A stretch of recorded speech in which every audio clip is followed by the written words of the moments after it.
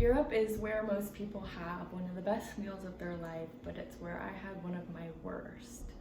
During my stay in Europe, I had some very enjoyable food from Lebanese to Portuguese, but I also had some very questionable food, particularly in Paris. So I'd like to get into that story. So in summer 2021, I realized my classes at SBCC were going to be all online again because of COVID. So I called one of my good friends who is going to school in Spain, and I asked her how she felt about me coming to live with her for a little bit. And immediately she was very excited with that idea of us living together, so she was all in for that. And so then I started preparing for my trip by working to get extra spending money and finding a subleaser for my apartment in Santa Barbara.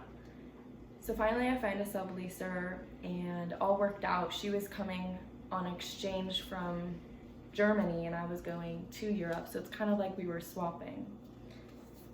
So how we ended up at the restaurant, my brother plays a significant part in this story as he's the ultimate driving factor of how we decided to go to this particular restaurant in Paris.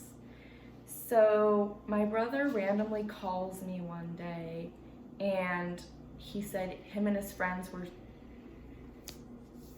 spontaneously coming to Europe. They were going to Paris and then Rome, so I decided to meet up with them in Rome. And we had a really nice time. Of course, we sent our parents lots of photos, and I think that kind of inspired my mom to want to come to Europe and visit me. So finally, my mom buys her ticket and flies over to Portugal where I met her.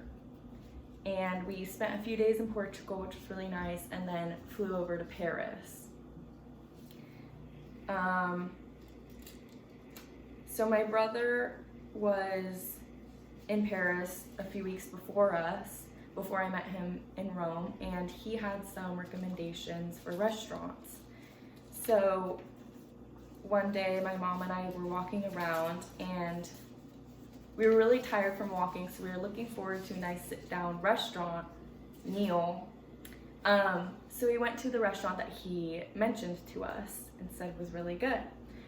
So we get in there, we walk in, and we immediately acknowledge the beautiful decor and nicely dressed waiters. And we sit down, look at the menu, and for some reason I decided to order a lobster roll in Paris. And my mom decided to order the lobster mac and cheese. And it was quite pricey because it's lobster, but it was one of our last nights there, and so we just decided to go all out and order something more expensive. So then our food comes, and the lobster roll looks like it's on a hot dog bun, which was surprising because I thought it would be more gourmet looking. And my mom's lobster mac and cheese looked like a kid's meal. And it just looked like something you could order from Cheesecake Factory. And our food was also cold. It just didn't live up to our expectations because my brother really talked it up. But then we realized we probably shouldn't take restaurant recommendations from my brother who will DoorDash his food almost every day. So we realized that. But in conclusion, I realized that you can get good and bad food anywhere in the world, whether it's in the United States or in Europe. Sure, you can get more authentic Parisian food in Paris and more authentic Mediterranean food in Greece, but that doesn't necessarily mean that all restaurants in Europe are going to be like that, just like how it is in the US. You can really get caught in those tourist destinations in a restaurant that you think will be nice but ends up not being that great.